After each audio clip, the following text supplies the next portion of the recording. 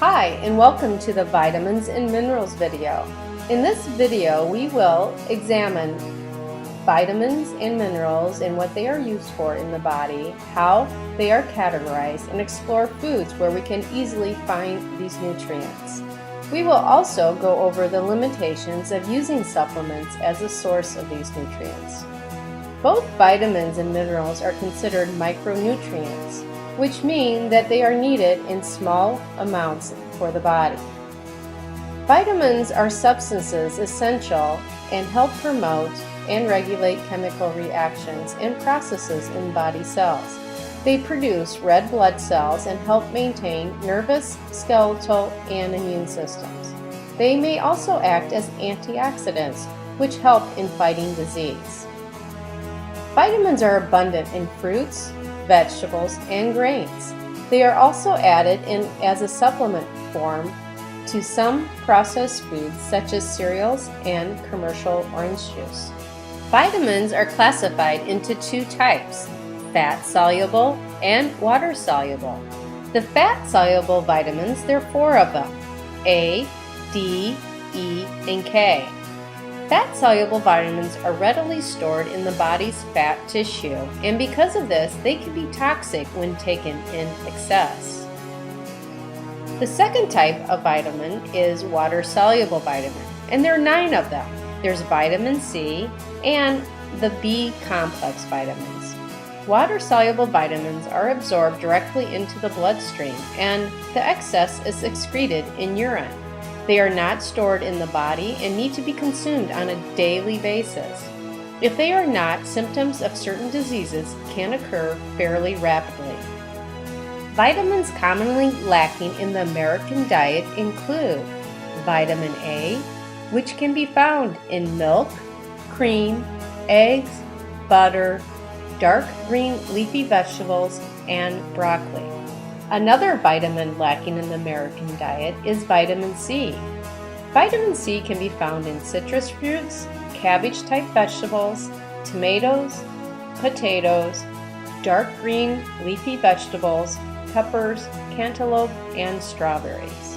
Another vitamin we tend to be deficient in is vitamin D. Vitamin D can be found in mushrooms, especially portobello mushrooms, fortified milk, eggs, fish, and by being in the sun. We also tend to be deficient in vitamin E, which can be found in vegetable oils, dark green leafy vegetables, whole grains, butter, milk, nuts, seeds, and fortified cereals. Minerals are another essential nutrient needed in small amounts by the body. They are compounds needed for regulation, growth, and maintenance of body tissues and functions. Major minerals, those that the body needs in amounts exceeding 100 milligrams per day, include calcium, phosphorus, magnesium, sodium, potassium, and chloride. Essential trace minerals include copper, fluoride, iodide, iron, selenium, and zinc. As with vitamins, if you consume too much or too little of a particular mineral, characteristic symptoms of excess or deficiency can develop. Typical minerals that are lacking in the American diet include iron, potassium, and calcium. Iron, which is used in red blood cells, muscles, and assists in many enzyme systems. Symptoms of deficiency could include weakness, headaches, and difficulty concentrating. Best foods for iron include beef, fish, and poultry, but iron may also be found in fortified cereals, legumes, and spinach. Potassium is used in biochemical reactions that help build protein, maintain fluid balance, and nerve impulses that contract muscles. If you are deficient in potassium, you may show signs of muscle weakness, irregular heartbeat, paralysis, confusion, or dehydration. You can find potassium in most fresh fruits, vegetables, potatoes, bananas, tomatoes, orange juice, and melons.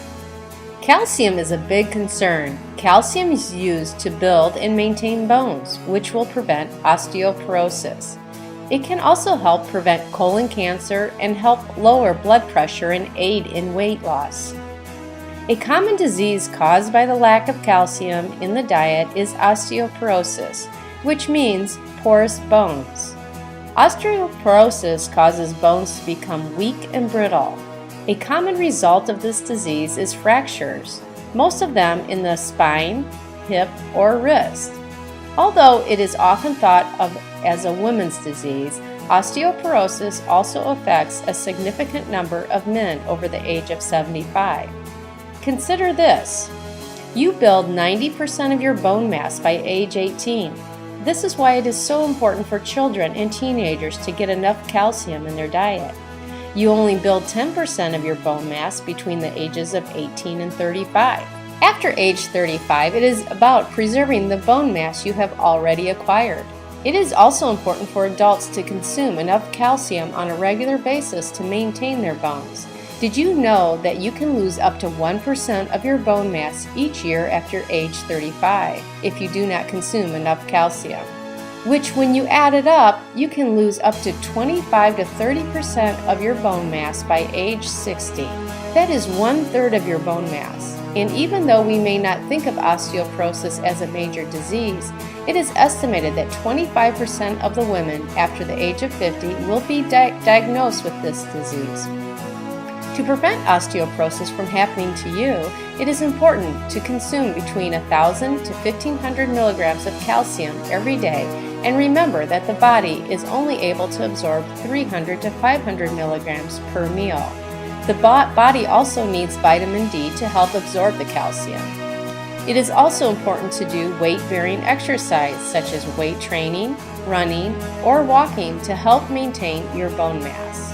Calcium can be found in many foods such as milk and soy products, green leafy vegetables such as broccoli and kale, fortified foods such as orange juice, and some types of cereals. Now for a mineral that we generally consume too much of, and that is sodium. The excess of sodium in our diets can cause hypertension, water retention, and calcium loss. Most of us don't realize that our sodium intake is too high. But remember that sodium is found in high quantities in most packaged foods. You should try to keep your sodium consumption under 2,400 milligrams or 2 teaspoons per day. It is harder than you think, which is why it is important to track your diet for a few weeks on a free computerized tracking program such as myfoodpyramid.gov. Now you may be thinking that you are covered in your vitamins and mineral intake without eating a balanced diet because you take a multivitamin or megavitamin that contains all the necessary micronutrients. It is difficult to generalize about the usefulness of supplements, but beware of toxicity overdose on vitamins. Yes, just because vitamins and minerals are good for you doesn't mean more is better. Matter of fact, more may be very dangerous. It is much easier to develop a toxic overdose of micronutrients from supplements than it is from foods in a well-balanced diet. Research has shown that some antioxidant supplements such as A, C, and E may actually increase the rates of death. And most minerals are not absorbed as well from supplements except for calcium-fortified orange juice, which tends to be absorbed as well as calcium from milk products. Keep in mind that the U.S. government at this time does not regulate supplements, and it is possible to have too much, which may cause sickness. The best advice is to eat a well-balanced diet full of fruits, vegetables, whole grains, quality proteins, and fats. Try to limit the amount of packaged foods and track your diet to see how much you really need to supplement, or if you need to supplement at all. That is it for this presentation, and I wish you much health and wellness.